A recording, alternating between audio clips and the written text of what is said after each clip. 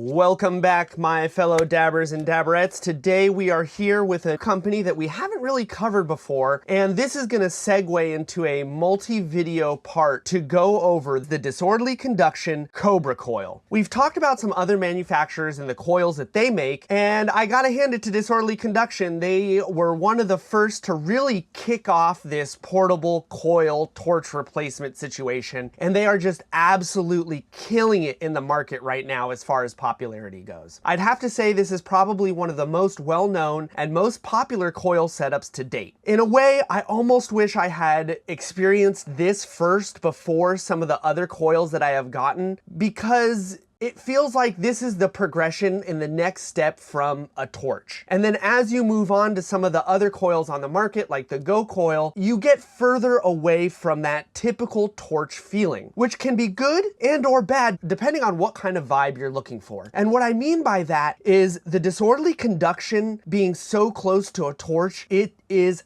hot. And it's not necessarily the most even roast depending on the banger that you're using. The vibe I get when I use the coil with a banger is just mimicking a torch without actually using a torch. Let's jump right into it and talk about the disorderly conduction Cobra Coil. We're going to be talking about their base package, which comes with their standard XMT PID inside of this 3D printed box. One of the big differences disorderly conduction did with their PID that not a lot of other manufacturers have done is they actually put the PID port on the top. And at first this seemed really weird, but once you see the coil setup, this will make sense into how this all fits together. As far as PIDs go, this is a really nice PID. It works really well. I'm not a huge fan of this 3D printed casing. It doesn't really feel too sturdy. This part kind of separates, but that's okay because they do offer an aluminum upgrade. It is about $100, and at the time of making this video, I did sign up for the aluminum upgrade, so I will be getting one of those to replace this 3D PID. That being said, when you look at the prices with a 3D PID and a coil, it's about the same price as a Go Coil setup, which comes with an aluminum PID. I'm not going to spend too much time talking about the Go Coil versus the Cobra Coil in this video, but for sure be ready to check out that video to see who the king of the hill is, or if there really is a benefit in getting one versus the other. For now, let's just stick to disorderly conduction and go over the rest of the parts. The last note on the PID is I will say that they have set this PID up to have some very interesting settings as far as the temperature increase as you first turn it on and some other reheat things. And that's another video I'm going to be working on for you guys, is all about PIDs. This is one of the things that I actually really did like about the Cobra Coil being an on-the-go, easy to toss in the bag setup, is that when you buy it, you do get these nice little pouches to hold the cord and the coil, which is really great for somebody who goes to a lot of sessions, travels a lot, and is always on the move and just wants something to replace the torch while they're out and about. In one bag, I just keep my IEC cable. This is nothing fancy. It's just a nice little storage thing. We'll put that to the side because I already have the one on my desk plugged in here. As far as power goes, the Cobra Coil takes about 120 watts to heat up, and then a bit less than that once it's at temperature and just sustaining its temp. Then in this other bag, we have the coil. The one that I got is the 30mm XXL, which is a little deeper than their original one for buckets. But I will say with this size, it's a good in-between that it works for both buckets and slurpers. Also, at the time of making this video, they did release an XXXL version for control towers, which I don't have. That size is going to be a little more comparable to something like the Go Coil, but it is still all the way even heating like this size. So there are some pros and cons to that, and we'll talk about that in my comparison video. You have the coil and you have this nice little gooseneck situation. Instead of a separate stand like some of the other manufacturers or a post that connects to the PID that holds the coil, this is its own little thing that just is what you see here. And then you have a standard 5-pin XLR, which will work with a lot of the other major companies' PIDs like D-Nail, Vatvana, and all of that same pinout style. That's pretty much it. There's nothing really crazy or fancy about this. In their instructions, they do recommend doing this sort of twist situation to make the gooseneck a lot shorter and to kind of get everything nice and snug inside of the PID.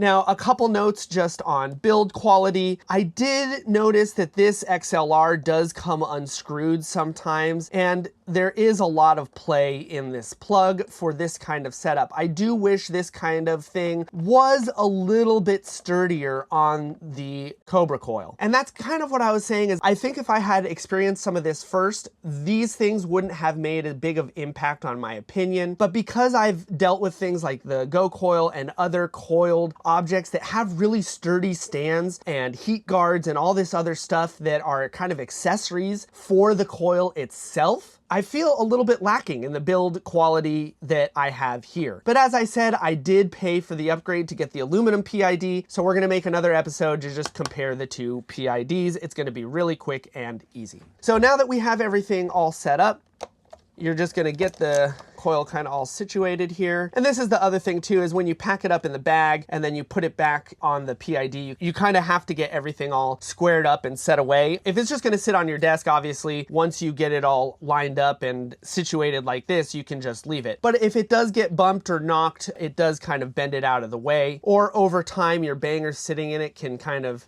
push this down a little bit. The other thing about this build quality and the size of the PID, how this sits, I have noticed that it is very easy to tip this over if you knock into this part. I also have quite a few friends who have these and they have knocked them over before. Disorderly Conduction does sell a 3D printed little caddy here to add some stability, to add some 10mm joint sizes on the side and some tool holders and other stuff. But again, that's another cost increase. That's another thing that you have to get in an accessory. The other thing with this setup is I have not seen Disorderly Conduction come out with a heat guard yet. I know there's a third-party maker that makes like a glass cup that the coil can sit in, but unlike a lot of the other manufacturers that have some sort of heat guard available so you don't burn yourself on this, Disorderly Conduction does not have one. And on that note, comparatively to my other coils, this coil is hot as F. This kicks off a lot of heat coming out of here. So I've noticed, especially using it in enclosed spaces, in a room that doesn't have a lot of airflow, you do really feel the heat kicking off this thing. The other thing is I've noticed that the coils on this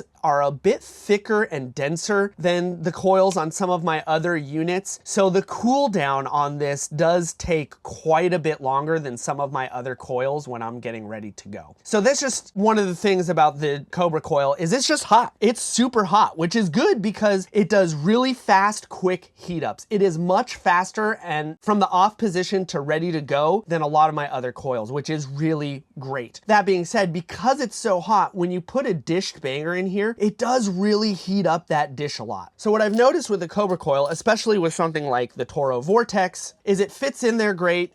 And sometimes you have to get it to level out a little bit so it sits a little better, holds the joint a little more. Because it's so short and a little bit uneven, and sometimes with 14mm joints, they're a little bit heavier, it does lean to the side a little bit. So what happens with this, because you have the contact on the bottom and touching the side a little bit, and the coil is all the same temperature, and it's really, really hot, you do end up with a couple hot spots, which makes it just like a torch, because if you're torching, you are never going to get it perfectly even. You're always gonna sit in a spot for a little bit longer, leading to some hot spots, which is okay. It doesn't ruin the dab, but it does change the experience from something like the Ultimate Heater, which is completely even torch heating. So I found that it's a little more difficult to get the Cobra Coil to a temperature that is ready to pull off and use without temping the banger down. If you run the Disorderly Conduction higher and let it over temp the banger and then use a temperature device to cool it back down to temperature, you get a lot more of a smoother dab. I've really been trying to use these coils to avoid having to use a temperature device. So it's a little bit of a give and take. If you want to crank this up and use a temperature device, then this is exactly like a torch. If you want to try and get that more traditional coil feeling, where you set it on the coil to heat up and then pull it off as soon as it's ready, you can do it. It's just a little more of a balance with some hot spots, which again is okay because it still leads to a really amazing dab. The other thing I really like about this size is that with some of the other 30mm coils, they are a lot taller. So using a bucket in it is kind of awkward because it doesn't really heat the bottom of the bucket since it's so far away when the coil is like sticking up. So the bucket only goes in like this much and the coil goes all the way up to here and then you're just really far away with the bottom. With this size, it's a good kind of in the middle size for buckets and slurpers. So I do like this for the versatility, whereas on some of the other manufacturers that I have, you really need to pair the banger with the coil. Now, I will say for control towers, this is a little short in my opinion and does lead to some really hot area down in this zone, which is okay. Again, because when I use a control tower in this setup, what I'm gonna do is I'm gonna use a temperature device. I'm gonna turn this up more than I normally would, maybe to like 500 plus 600, something like that. And I'm gonna just let it cook the banger and then I will let it neutralize down using a temp device. Whereas when I'm using something like my Toro Vortex, it sits much more in there. And this is a much easier setup to get that perfect temp to just turn on and make a dab rip. And when I do it like this, I'm only running somewhere around the 460 degree range. The Cobra Coil is set up so your PID temp will always be 60 to 100 degrees less than your banger temp. So that is just something to keep in mind, that all PIDs are gonna have a little bit of a different spread. With direct information coming from Disorderly Conduction, the Cobra Coil's PIDs will always run 60 to 100 degrees variance over the coil. Now that we've got it all set up, let's go ahead and turn this on. Now, you can turn it on, let it heat up with the coil, and then put your banger inside. For me, for speed, and because of how the PID calibrates when it gets first turned on, I've noticed that the Cobra Coil really likes to be turned on and heated up with a banger inside the coil. So we're gonna go ahead and do that, and we're gonna run a little timer so you can see exactly how fast this banger heats up. All right, so for today's dab, we're gonna be using my Toro Vortex that I've been talking about, an insert from one of my favorite glass makers, Power Pat. These things absolutely shred in the Toro Vortex. If you haven't tried one, you absolutely should. Throw that in there. And then for the concentrate today, we are gonna be using some Lemon Up from a very exclusive small batch maker named Mr. Cushington out of San Francisco. Makes absolutely amazing concentrate, and this Lemon Up is some of the best lemon stuff that I have ever had. If you ever come across his stuff, definitely try it. Now we're gonna go ahead and get this switched on. We're gonna get a dab on the tool. All right, so now that it's closing in on the temperature, let's get the rig out.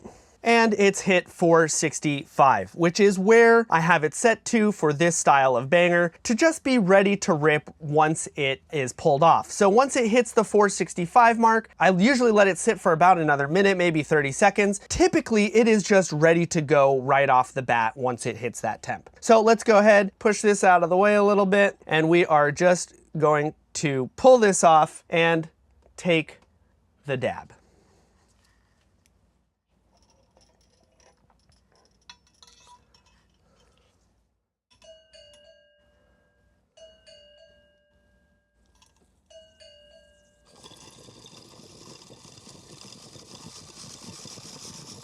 Oh.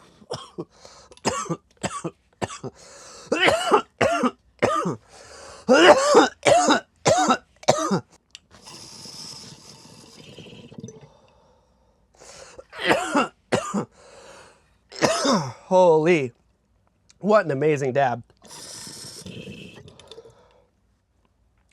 I'm gonna put my banger and rig to the side to let it cool down before I dunk it. And I'm gonna close this video off with one last little pro tip. For those of you that like to go to events or use this on the go a lot, once you're done and you're gonna turn it off, go ahead, turn it off. And then what I do is I grab my handy dandy Air Blaster 5000 keyboard duster situation, and I blow off the coil and let it cool down so I can get it in my bag and get on the road faster. And I just cool it down like that and then throw it back in this little travel bag they gave me. Boom, done. Cobra Coil. absolute killer of a coil. I love the travel setup. Stay tuned for the comparison of this and the Go coil, and also some PID upgrades that we're gonna go over. As always, thanks for watching, and stay lifted. Psst. Come hang out with us on Discord. To pick up some awesome stickers to support this channel.